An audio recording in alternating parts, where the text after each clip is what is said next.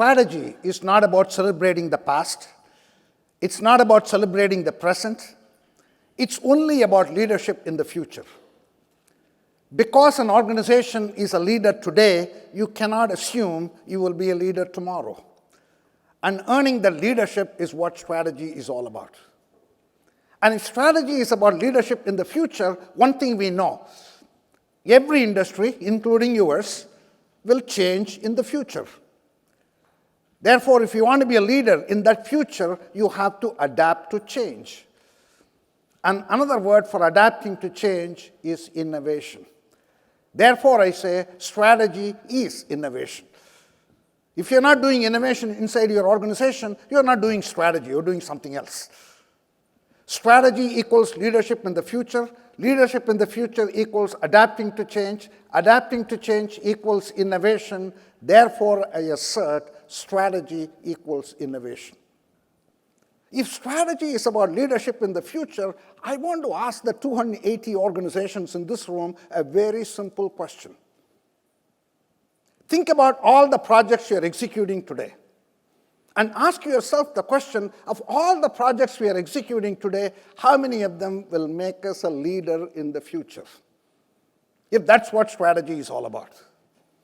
Another way I can ask the same question is, think about all the projects you're executing today inside your organization and put them in 3 boxes. How many of the projects you're executing today will be in box 1?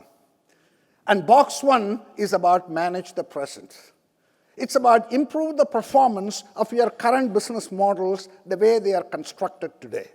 This is about optimizing the system as it exists today. How many of the projects you have today will be in box 2? Box 2 is about selectively forget the past. And how many of the projects you are executing today will be in box 3? And box 3 is about create the future. Manage the present, box 1.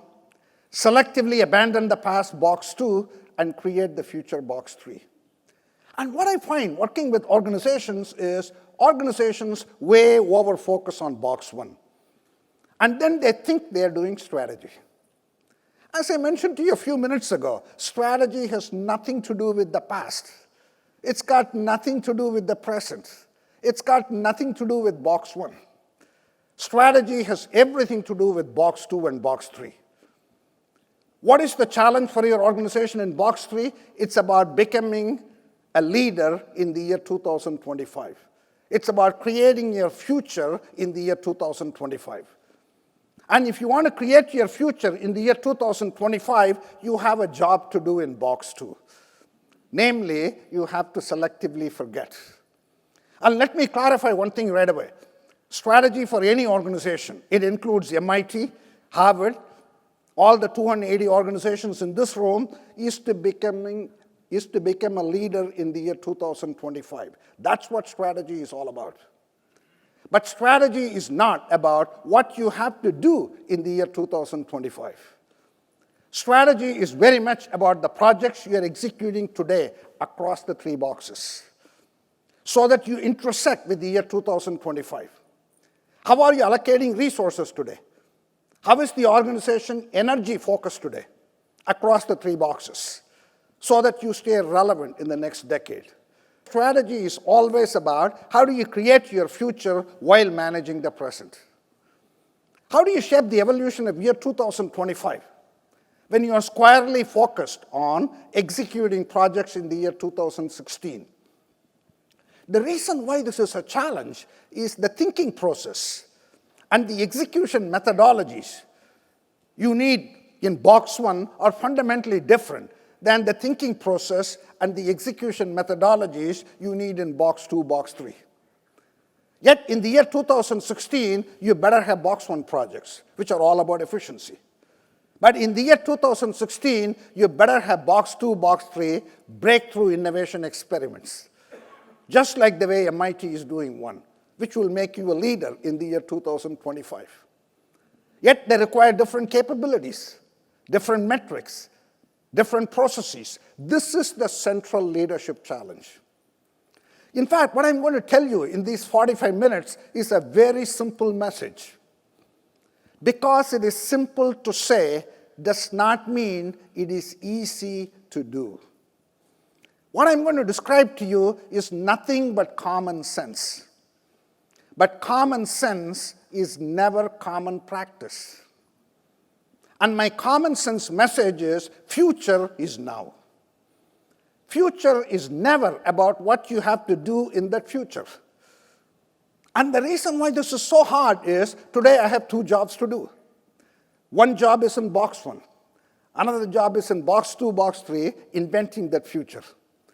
Yet there are inherent tensions, inherent paradoxes, inherent conflicts between the two. This, I say, is the central strategic challenge. Competition for the future is not about what you have to do in the year 2025. Competition for the future is how you run your organization in the next 12 months. And how you run the first 400 meters should be with a view to creating this great company that you want to create in the year 2025. Strategy always has to be about folding the future back. Unfortunately, in most organizations, strategy tends to be pushing the present forward. That's not strategy. Automobile industry was invented by Ford Motor Company 100 years ago. And for 100 years ago, when it's invented, core competence was mechanical engineering. Designed the shafts and the engines and pistons and so on and so forth. Now, think about the nonlinear changes in the environment that is happening, say, in the last 10 years or so. Internet, mobile technologies, cloud computing, social network, artificial intelligence. That is what is driving nonlinear business models. Driverless cars, electric cars, sharing economy like Uber. If you're Ford Motor Company today, you have a box 1 job, which is to improve the performance of your gasoline-powered automobiles. But you also have a box 2, box 3 challenge. What are you going to do today to become a leader in the automotive industry in the year 2025? You must engage in nonlinear innovation. You must engage in breakthrough innovation. You must engage in exponential innovation. Many times when I am with CEOs, I typically ask them the following question. I know you're executing a lot of projects inside your organization today. Out of all those projects, can you name 3 projects you're executing today which will make you a leader in the year 2025? If the CEOs tell me, today we are working on operational excellence, Six Sigma, continuous process improvement, to become a leader in the year 2025. I typically tell them, welcome to 1970. There is nothing wrong with these ideas, but they're really box 1 ideas. They're really table stakes. They're really performance management issues. Part of what I'm saying is this.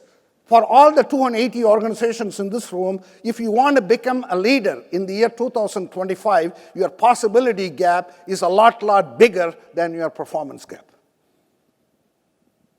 If you really believe that, then the question you need to ask is, in the year 2016, what are you doing to address that possibility gap?